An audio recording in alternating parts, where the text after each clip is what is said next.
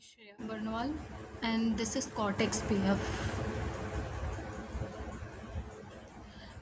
an autonomous threat detection and response system which is built on a Splunk. Here is the problem, like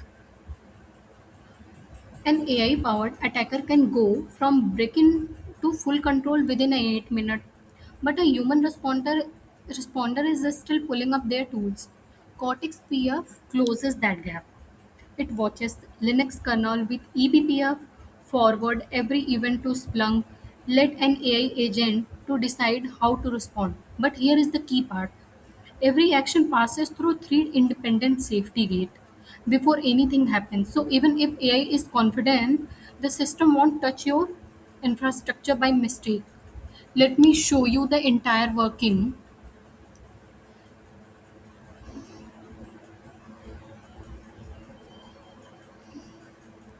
This is Cortex PF. Here, events are shown, alerts, risk score, and critical alerts were shown.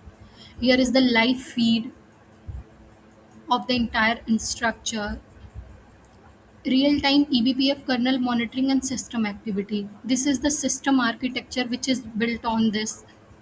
This is the detection engine where it was shown that 20 alerts were found, in which 12 were critical, 8 were high, and 0 were medium.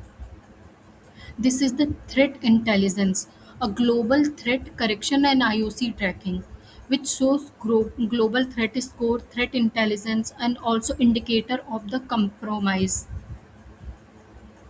When it is talking about the AI decision engine, it is showing the evidence analysis. We have the chance to kill that process as well, and also to block that IP.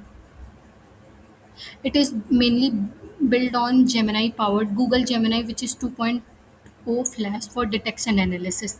And this is the metrics and analytics. Overall, total more than 10 lakh events were shown here, which is built with eBPF, Golang, SQLite, Splunk, Gemini, MCP server and client, Terraform, Kubernetes, Docker. And here is GitHub where we can connect with each other. Let me show you the Splunk dashboard. Here it is shown the entire Splunk, and let me show you the code repository.